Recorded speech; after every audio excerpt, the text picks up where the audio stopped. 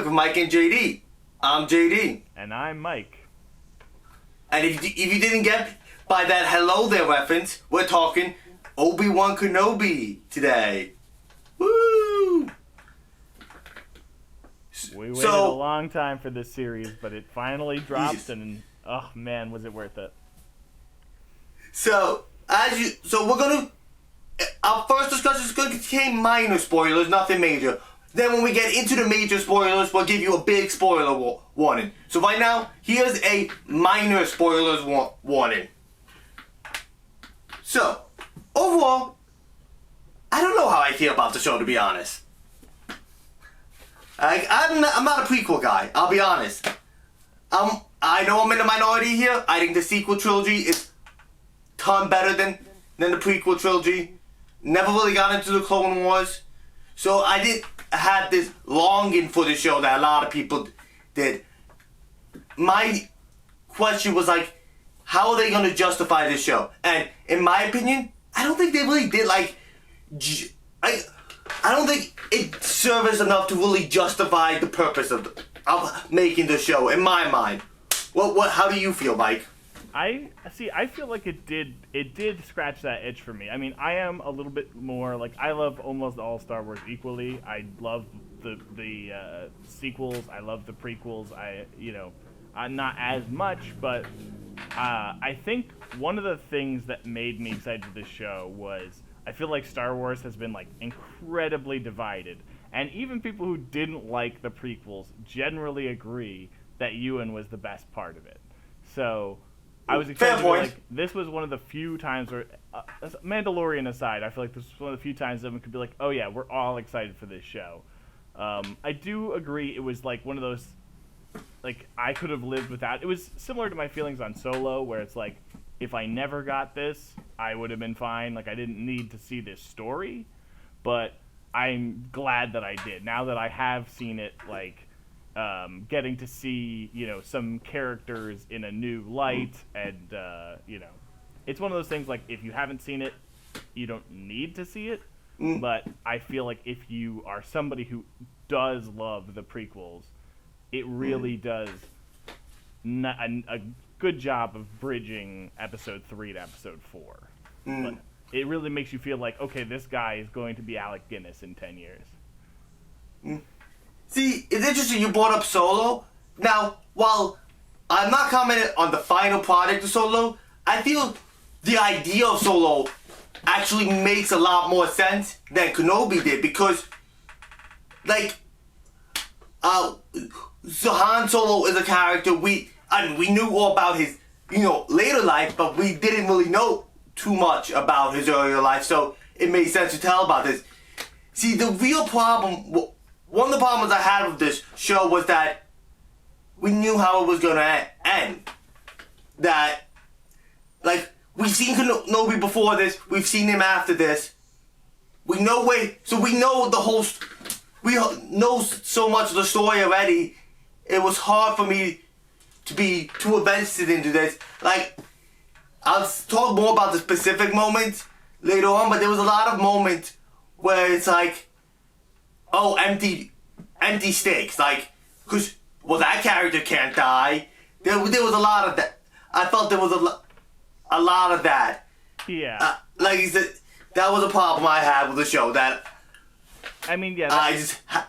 That's a lot of I think a lot of people's problem with the prequel trilogy as well. It's like, oh, well, Yoda's not going to die. Obi-Wan's not going to die. You kind of know everybody's fate already.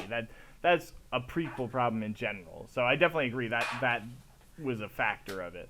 But I think but I think, to get on that point, I just want to say something. With the prequels, I feel though at least, okay, yeah, we knew they weren't going to die, but there was so much we didn't know about these people. But, like, it's hard to do so much about Obi-Wan when, like I said, we know what he was like, at least with the prequels you had a whole large gap. Here, you have a very small gap. It's like, we know what he was like before and after this, so it's like you could only do so much with him. No, But go on with what you're saying. Oh, no, my point was just, like, I feel like you're right. I feel like if you view this as, like, as a plot, it's not as strong, but I feel like if you view it more as, like, a character study of, like, the soul of like the true struggle is not for like Obi-Wan to like defeat the Empire, for Obi-Wan to like live or die. It was basically like the salvation of Obi-Wan's soul to like believe in himself again. That's. But the one thing I will say that this did help accomplish, and I'm not the first person to say, but it definitely helped bridge that gap with Vader and Anakin Skywalker. Yes, agreed. Like, because everybody knows they're the same character, but they feel very different in the prequels and in the original trilogy. This, like I said, this definitely did help bridge some of that gap. Help Vader feel more like Anakin, and Anakin, like, kind of understand more how Anakin becomes the Vader. I'll still argue that the prequels did a bad job with explaining his turn to the dark side, but at least this does make you feel like the same character, which I did definitely appreciate that. Yeah, exactly. Like, that's sort of why I feel like at the end of the day I did love this series, is that it gave us moments like that, and I'll get more into it in spoilers, but like, it really, like, there were definitely some flat parts, but the highs were high enough that I'm like, it's similar to how I felt about Book of Boba Fett, where it's like, there were parts of it I was like, yeah, this is kind of whatever, but like the highs were so high that I was like, okay, the journey was worth it if we get this. Like, I will contend, my one big criticism of Kenobi is, I just wish this was a movie. Because everything amazing happened in the last 2 episodes, and I'm just like, man, this could have been a great 2-hour movie. But that is a good point. But I mean, hey, like, it's cool to have time to breathe for the characters, but like, that's really my only big criticism, is I'm just like, the moments, the individual moments were incredible, and the characters were, I thought, really well handled. But yeah, but just I'm like, just cut a little bit around the edges. It could have been like really like a great 2-hour movie. But see, the one thing that I like about a TV show is that, see, what was my favorite part of the show wouldn't have been really done as much within the movie, and that was, my favorite part was Leia. Yes.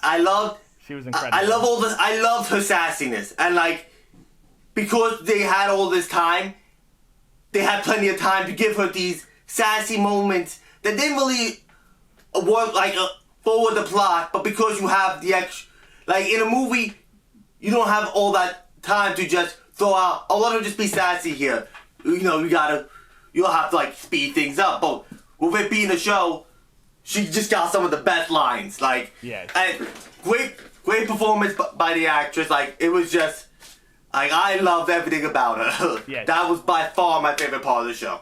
She was a huge highlight of the series, and I didn't even know like the character of Leia was going to appear at all when I first like heard about the show. Yeah. So like, and I think she really solves one of the big problems with Kenobi, which is like part of the reason I wasn't initially thinking the show would work, is why would he leave Tatooine? Like, yeah. If you read any of the Legends material, it's always like, oh, he's defending Luke from the Hutts, or like, he's fighting Tusken Raiders, or it's always like him on Tatooine protecting Luke. So it was like, okay, why would he leave to fight Darth Vader? He can't fight Darth Vader on Tatooine. So like, it didn't make sense. But then once you realize, oh, but he's protecting the other twin, then it makes a lot of sense. And you're right, she was a huge highlight. I thought she stole every scene she was in, like, which against Ewan McGregor, who is an incredible actor, is saying a lot. Exactly, yeah. And though, again, minor spoilers here, nothing major, but to be honest, and like, I know it wasn't written this way, but Obi-Wan kind of comes off sexist here, because he's so obsessed with, and they never even, and they don't solve this at the end of the show, which annoys me, because he's so focused on Luke, and here's Leia's right here, like, she's showing all this clear potential here, and he's still single-pointed, no, Luke is the one that's gonna be the hero, like, Yeah, I don't know. No, I definitely agree with that, especially in the early scenes when like Bale's like, "Please rescue my daughter," and he's like, "Nah, I gotta watch over the boy." Like you know where it's coming from, but it feels a little weird. It's like, what? Yeah, but in the book, but even at the end, he bonded with her, but he appreciated her intelligence, but it still felt like he was prioritizing Luke when it's like, Luke, like at this point, Luke had done absolutely nothing except play with a toy, while Leia showed all this potential. It's like, you would think he'd be like, oh, well maybe she's the one that's gonna save the day. Well, I felt like at the end it made sense to me at the end because it seemed like he kind of realized by the closing that nobody needed to be trained and that everybody should just live their lives. I guess. But I agree with you. In the book, A Certain Point of View, there's an interesting conversation between Yoda and Obi-Wan. Like Yoda really wants to train Leia, but like I was gonna bring that up actually. Yeah, I didn't read that book, but I knew that Yoda wanted to train Leia, not Luke. Right, exactly, because Luke's the worst, especially young Luke. And I mean, this show kind of really goes to the point that, I don't know, maybe Leia would have been better as being the Jedi saver than Luke. Even from the first movie, it's like it's very much an Ant-Man and the Wasp situation where it's like, one of these people is clearly like 50 times more competent. Why are they not the main character? Yeah. But yeah, no, I thought they did a great job. But you're right, it is kind of ironic that they're sort of in a box there because they're like, oh well, Luke was the one who was trained. But it does come off weird that it's like, well, why are they not training Leia with this? Mm-hmm. Alright, so I think we talked enough of non-spoilers. I think now is a good time. Let's go full into spoilers. Okay. So, the first thing I just want to say, I feel like this series scratched an itch that I've been having for a very long time. We have never seen a lightsaber duel in the small screen. Like, we've gotten close. We've gotten, like, the dark saber in Mandalorian. We've gotten, like, Luke killing some droids. You know, we've seen, like, Ahsoka, like, fighting. But we've never gotten a full lightsaber duel on the small screen. And I was worried about that because I was like, okay, are they going to be able to pull it off? Because, you know, to me, as a kid, the lightsaber duel was the part I wanted to see in every movie. I'm just like, oh, yeah, blah, blah, blah, get to the lightsaber duel. Of course. So that's why, as a kid, Revenge of the Sith was my favorite movie. Same. Because, like, now that I'm older and appreciate plot more, it's not even close to my favorite movie, but at the time, look at all these lightsaber fights. Awesome. Yeah. Oh, yeah. But yeah, so that's why I thought, but I thought this one actually kind of was the best of both worlds. Like, you know, I know I'm jumping ahead a ton, but I feel like the final fight, which is really, like I said, my one criticism is, you know, Kathleen Kennedy sold this series. She's like, this is the rematch of the century. And they really milk that. Like, they make you wait until, like, the last, like, 15 minutes of the last episode to get it. But it's worth it. It's great. It's an incredible fight. And I thought, like you said with the Bridging the Gap, it was the perfect mix of, like, prequel fighting, where they're, like, doing all the fancy moves with the crazy sword fighting, but also a little more stiff, a little more rigid. You're like, okay, I can see in, like, a decade that they'd be, like, old men slapping each other with sticks like they are on the Death Star. But, see, I agree with most of what you're saying about the fight, but there's one thing about it that really annoys me. Right before the fight, Obi-Wan's like, this gotta end here. And then he lets him live. Like, now I would've been, like, they could have either Vader escapes or there's a Force vision that, that Vader needs to live for now, because it's how the Force ultimate gets balanced. Like, they could have done something, but like, They did nothing. He's like, yeah, okay, I'm not gonna kill you now, even though I said, like, this ends here. No, just kidding. No, that is something that, like, I think that, so they fight twice in the series. Once in episode 3, once in episode 6. And I think both times they do a very bad job with explaining why they don't kill each other. Like, in episode 3, Obi-Wan is, like, done. He's, like, just gets wrecked. And then Darth Vader is just like, oh, there's a little bit of fire over here, so guess I'm going to let him get away. And I thought, oh, like, this is, like, part of his plan. He's going to be, like, hunting him, or he's going to be, like, it's going to be, like, a cat and mouse thing. He knows what he's doing. But then you never really get that sense later. It's just like, oh, no, he actually just got away, like. And then in the final duel, again, it's like, well, you know they can't die, but I thought they could have done a better job with, like, okay, but, like, I was thinking maybe there'd be, like, a TIE fighters coming in, and he's like, he knows he has to go, because if he sticks around to finish off Vader, like, he'll be captured or something, like. Yeah, they could have given us an actual reason, not just be like, okay, I'm not going to kill you now. Like, I guess you could make the argument, I think the implication was, oh, no, like, I'm too emotional to finish you. I thought I was going to finish you off, but now I'm too emotional. But they didn't show that well enough. Like, that might have been what they were going for, but they didn't do a good enough job of showing it. Yeah, it definitely was like a weird ending. But, although I did and like there was a... no, go on. Oh, no, I was just going to say, like, I did like how he called him Darth at the end. That was great. Yeah. But yeah, I thought there were like, a lot of just, like, logic gaps. Like, one of the big ones that really got to me. Okay, so Obi-Wan takes the shuttle to distract them.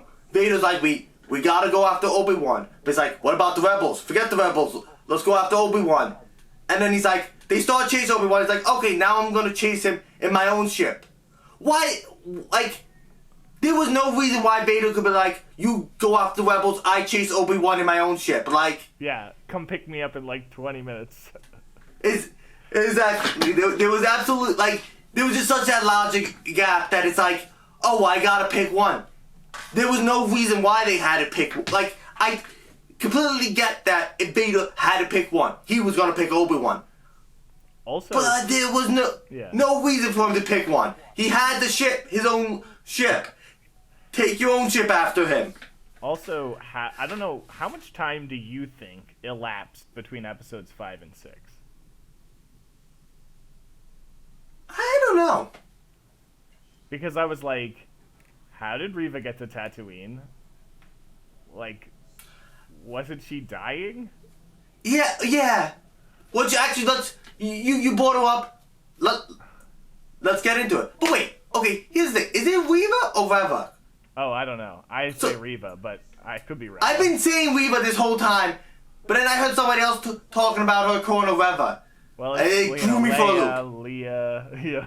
Yeah, but anyway, now first of all, obviously, I think we both can agree that all the racist hate Moses Ingram has gotten is absolutely ridiculous. Like I agree with you, McGregor. You're not a Star Wars fan if you're doing that. Yeah, but with that off the trash bags, we don't need to. Yeah, but that out of the way, her performance was good. I just feel the character itself was so underdeveloped. Like, they had an idea for her, but they didn't know where they wanted to go with this idea. Like, first of all, her being the Padawan, one of the younglings at the end, was such an obvious twist. Like, the only reason why I wasn't positive of it is because, like, the agent was so off. Like, because I think Moses Ingram is like, I think she's like almost 40. She's definitely in her late 30s. She definitely was not as young as she was supposed to be 10 years ago. That was the only thing I'm like, is that her? She's too old. But outside of that, it was completely obvious it was going to be her. And that's not necessarily a bad thing. That's an obvious thing. But it's like, I don't know, I just felt it didn't go anywhere. Where, like, I don't even get her plan. Okay, she wants revenge on Vader. She feels the only way to get near him was through Kenobi. and then how Kenobi convinced her to work with him. Like I said, a lot. And then her decision to kill Luke also just came out of nowhere. Like, I did feel like they had an idea, but they're like, it was like, last minute, we need to start filming, just go with this draft, even though it was not the final draft. I don't know, what was your opinion on her? I thought she was incredibly, I thought, the emotion of her character was incredible. I really liked... Yes, I would agree with that. I think her... Great emotion, great performance. Yeah, but I think that it sounds like, from what I've been reading, that they changed their minds, kind of mid-draft, because this movie's been rewritten a couple times.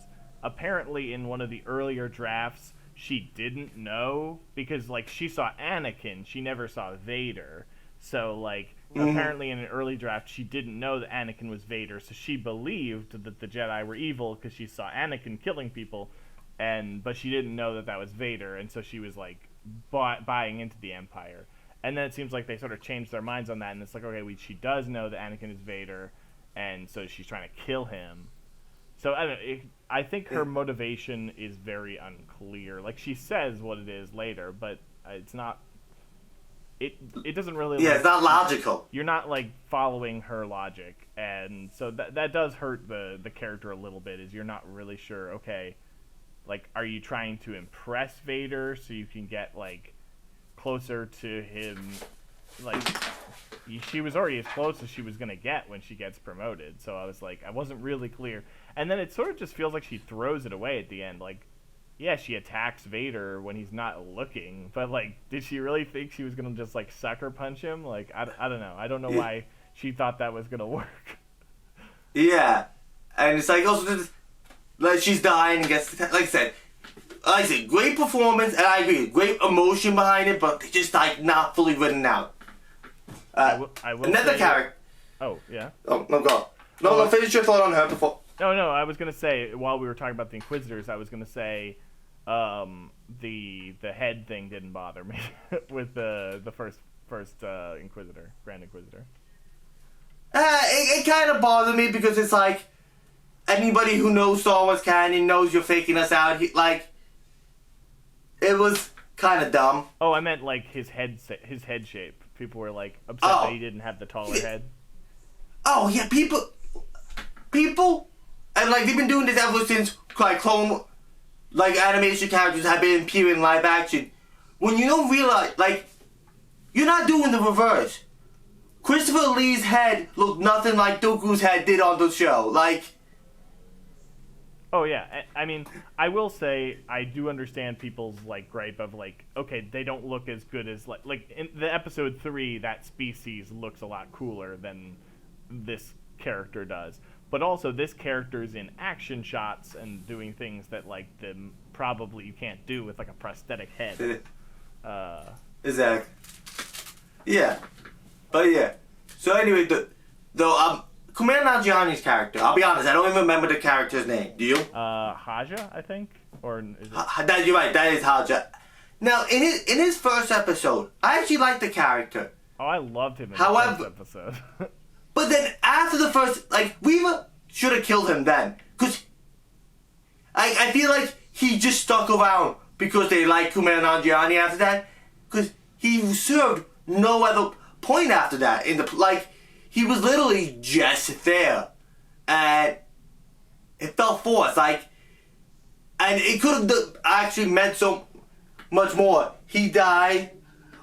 Obi doesn't find this out too much later. And then he feels bad. Oh, I kept doubting this guy, but he sacrificed himself to help me. But instead, he's just, I said, in the later episodes, he's just there. And I said, I loved him in the first episode. I like that. Even though it's an overused trope, I still like it. The thief with the heart of gold idea, or con artist in this case. But, same idea. Yeah, I thought that, the idea of, you're right, that the trope of the, noble con artist is well trod, but I thought that but it's still a fun one. But first of all, yeah, he's just funny. He's just a funny guy. And second of all, I thought the whole idea of a fake Jedi is something we haven't ever dealt with before. Yeah. Yeah, so like I said, it was great in his first episode, but like I in the later episodes, he like, what are you still doing around? I did think it was a little forced because he was famous that he was just like, hey, I'm on the base now. Like, you didn't know that? Yeah. Oh, I talked to Leia and somehow convinced her to be okay with you sacrificing yourself. But don't worry, we're not going to show it, so we don't know what I said.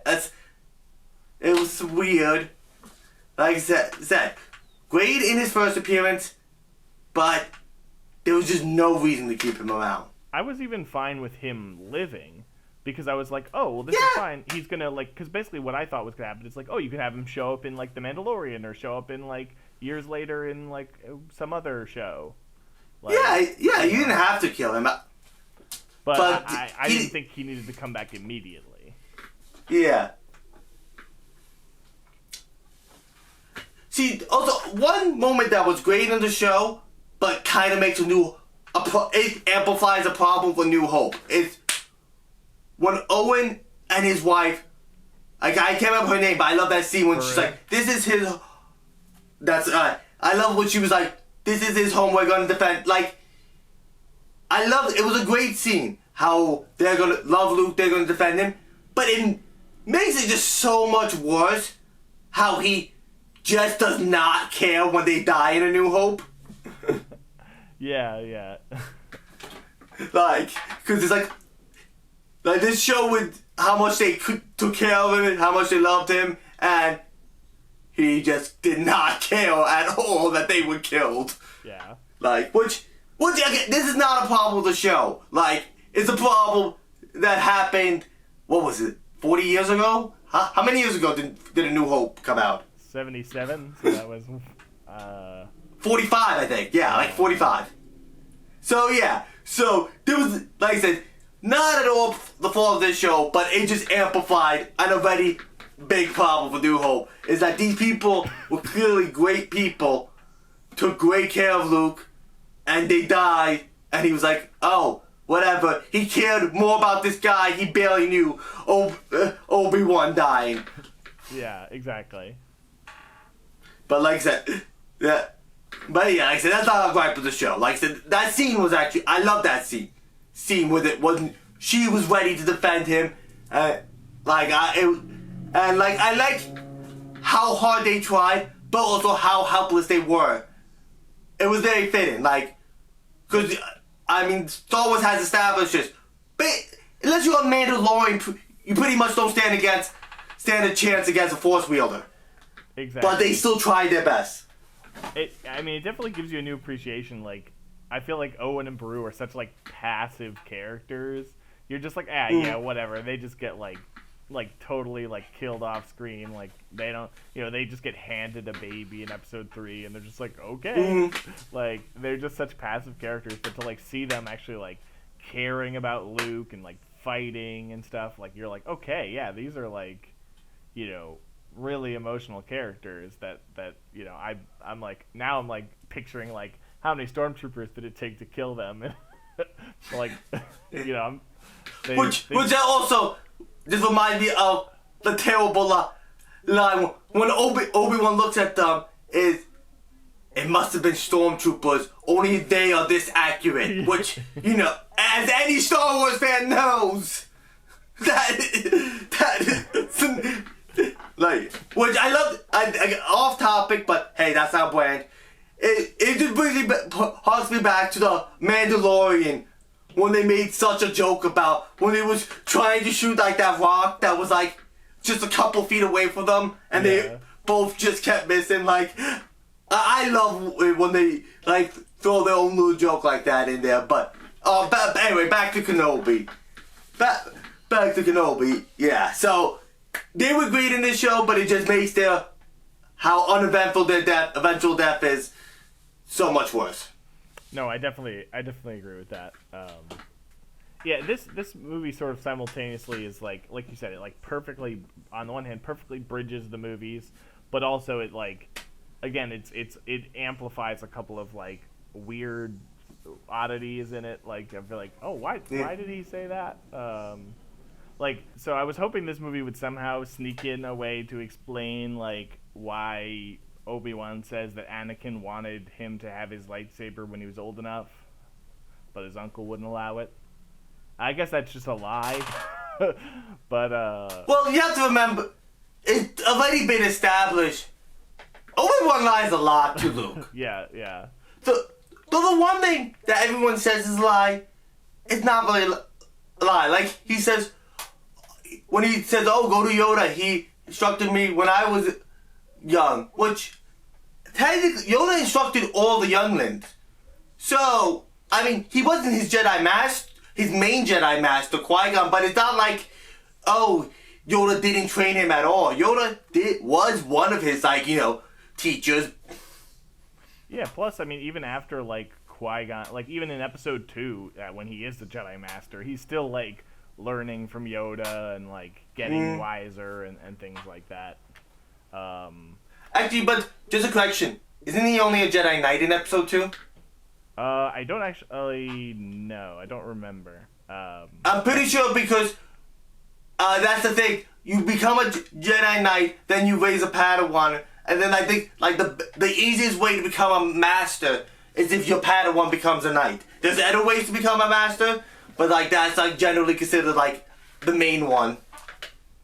Gotcha. Yeah, no, I know he's a master in Episode 3. I don't know if... Yeah, I think during the Clone Wars, Anakin becomes a knight, he becomes a master.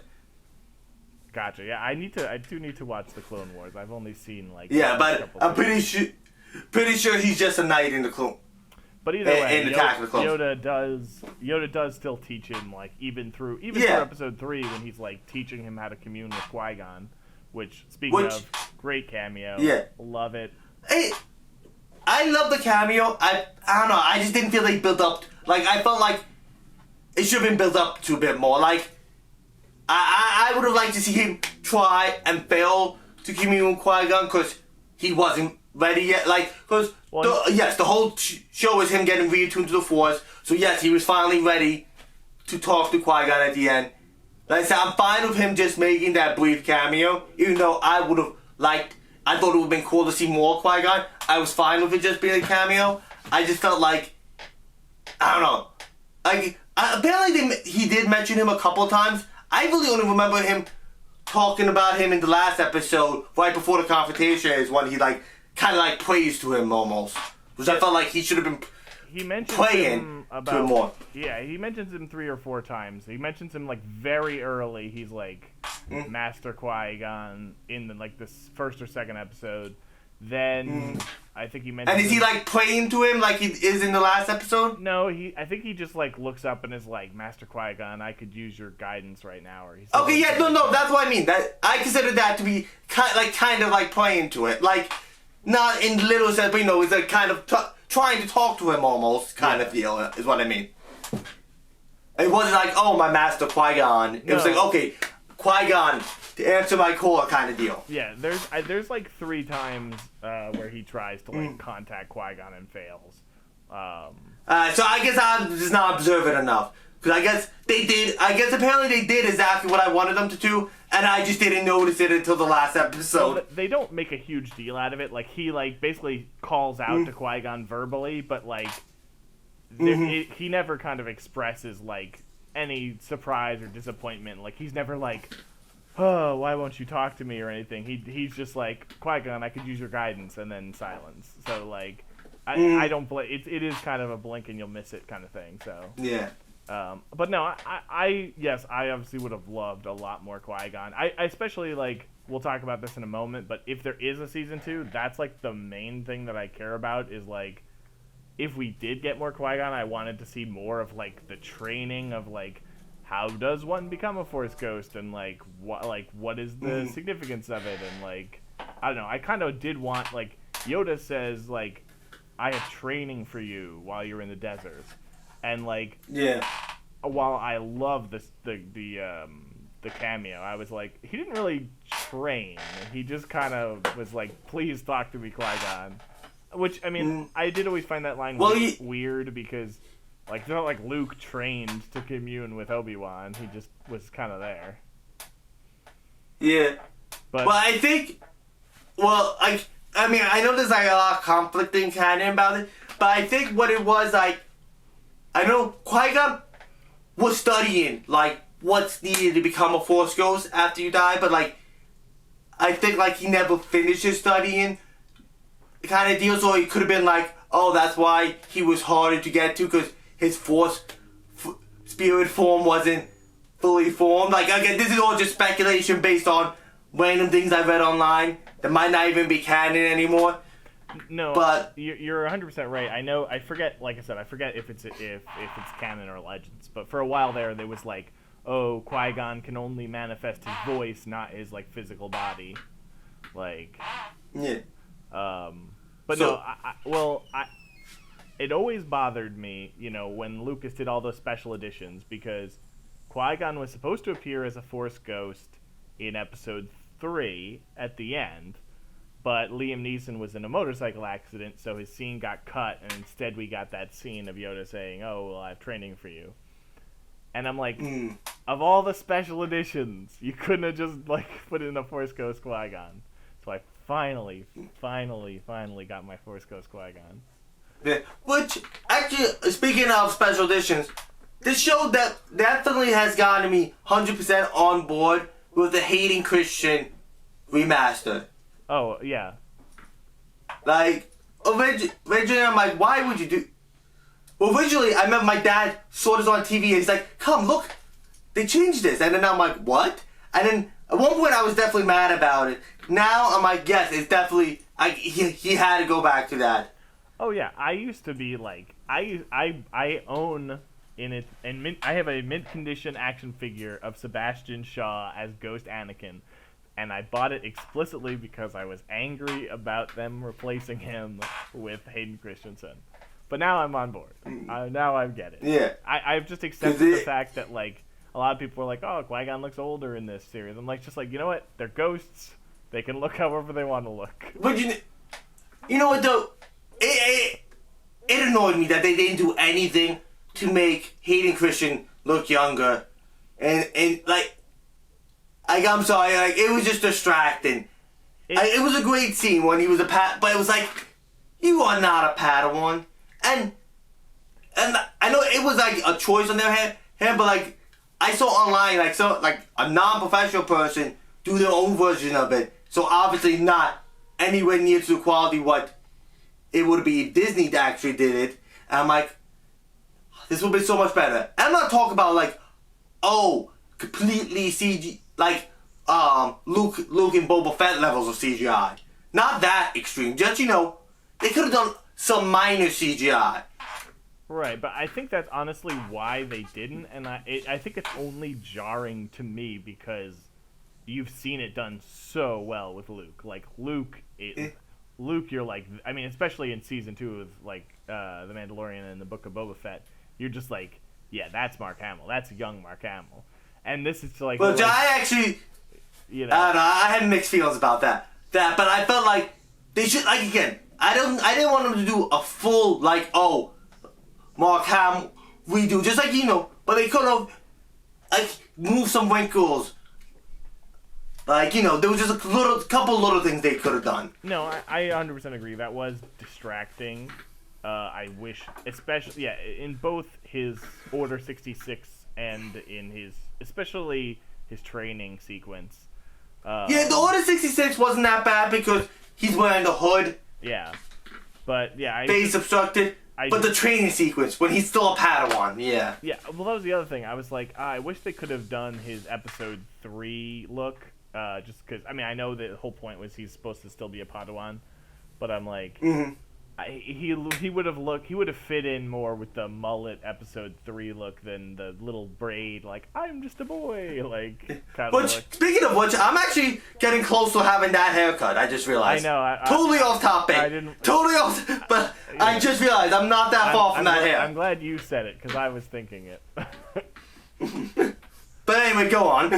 No, that was pretty much it. I was very distracted by that. Ewan, I think, looks close enough. He looks good enough for his age. Oh, that I didn't think. Especially with the beard and everything. You didn't need to do. It's not distracting. Like, yeah, would I think that however old he's supposed to be? No. Was I distracted by it though? No. Hayden, I'm like, it was just distracting that you had this guy who's in his 40s trying to pretend he's in his 20s. Yeah, I 100% agree.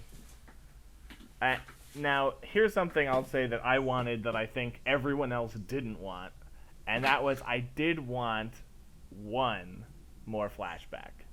I know everyone after the Book of Boba Fett was like, I'm done with flashbacks, I hate flashbacks. I'm like, I just wanted one more flashback, and that was like, I wanted to see them in their full armor in the Clone Wars. Like, that's just something that I don't think I'll ever get in live action, but I just want to see one clip of Ewan in the clone general armor, like, fighting battle droids. And I don't think I'll ever get that, but I wanted it. No. And that was the only thing. That was the only thing on my wish list that I didn't get, because I got the Vader rematch, got the Emperor cameo, got the Qui-Gon cameo, everything on my wish list. You even got a clone cameo. Yeah. So I got everything on my wish list. My one complaint is I'm like, one more flashback of them being brothers, like in the Clone Wars, being like, "You're my brother, Anakin," or something like that, to like really hammer that home. And plus, then you get more Hayden in it, which was another complaint I had. That like, you got Hayden Christensen back, and he's in like 2 scenes. Like, yes, he's Vader, I know, but like, you see his face like he was times. brought back mostly for fan service. Let's be honest here. Yeah, no, but I'm just like, you have him back. You went through the trouble of getting him back, and you know he's in like 3 scenes. But now this is gonna be off topic, but it's still Star Wars related, so it's close enough to topic. So of all these shows we're getting, there's one show that we're not gonna get because nobody's asking for it but me. But I think will be an amazing show, and that is a Jango Fett show. And I know it seems kind of random, but I was thinking about it that, like, Jango Fett was basically the Boba Fett of his generation. Top bounty hunter. That's why the name was chosen for these clones. But like, all he wanted out of it was a son. And I'm just like very curious. Like, I would love to know more about like it's one of those situations where I know where he ends up, but I want to know how the heck did he end up there. Yeah.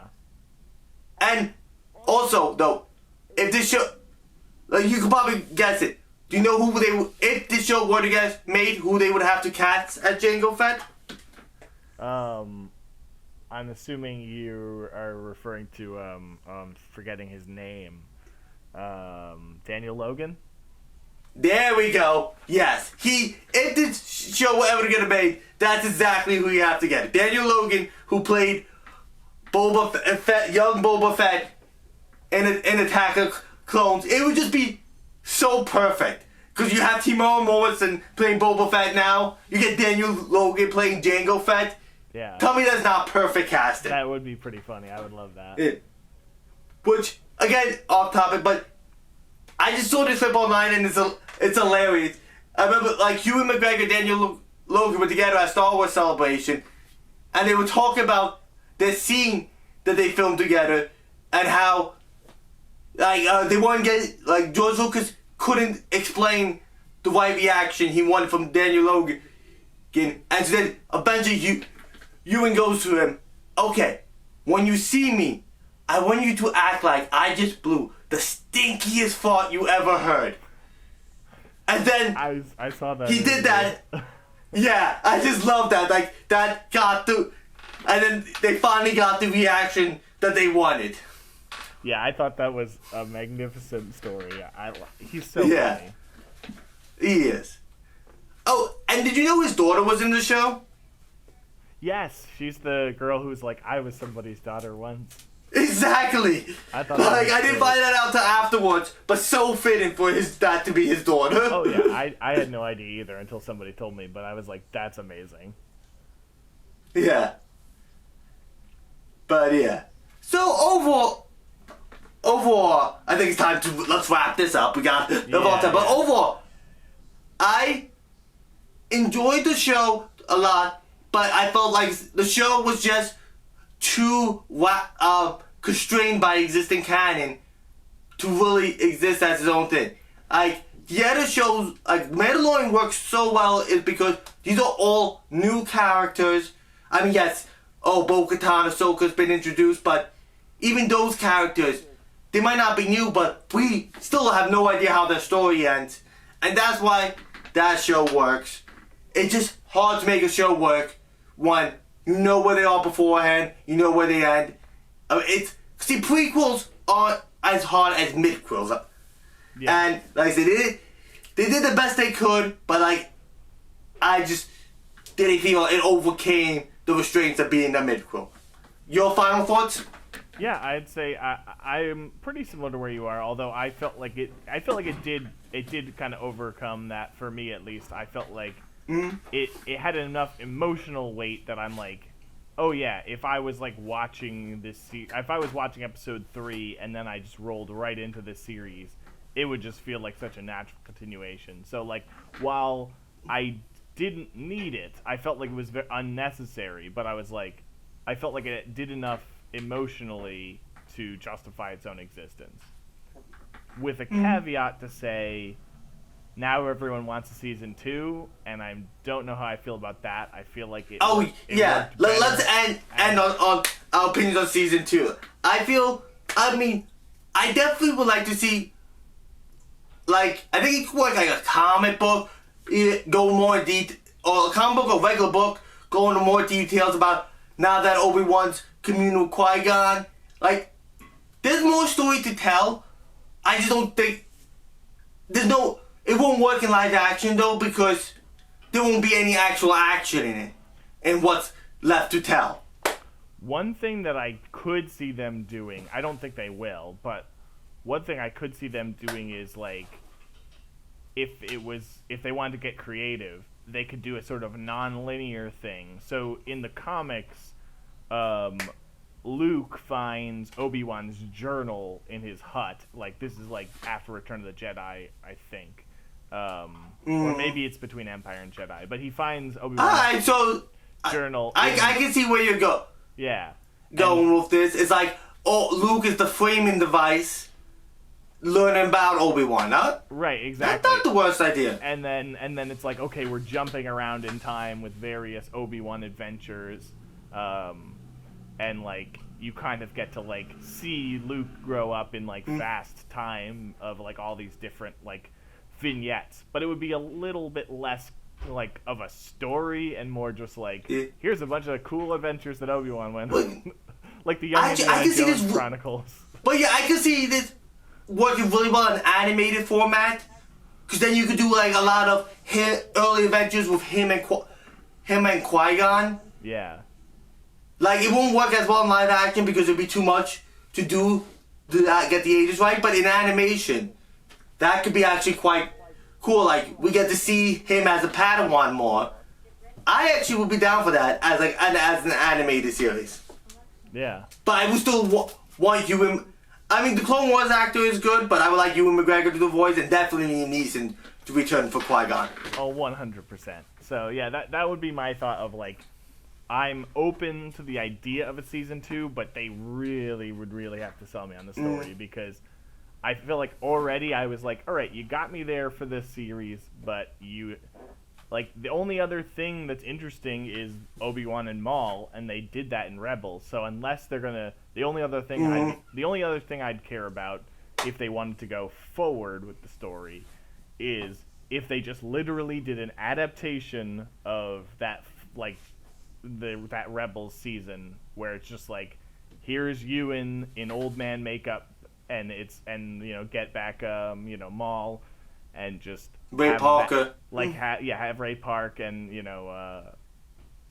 could even have Sam Witwer doing the voice if you wanted, like they did in Solo, and just that would be the other thing that I was kind of not wishing for, but like, I would love to see that's one of my favorite scenes in all of the animated Star Wars. And so if they just did that, but in live action, I'm like, okay, that would get me a little interested in a season 2. But it goes to your point of like, yeah, no, I know what happens, so there's no tension. Exactly. But it would be still cool to see. All right, and I think on that note, we'll finally wrap up this episode. I mean, I know you could talk about this for another 3 hours, Mike, but I think we should call this to that. All right. All right. Until next time. So, yes, Obi-Wan Kenobi, now streaming on Disney Plus. But, yes, I'm still JD. And I'm Mike. And adios. Goodbye there. May the Force be with you.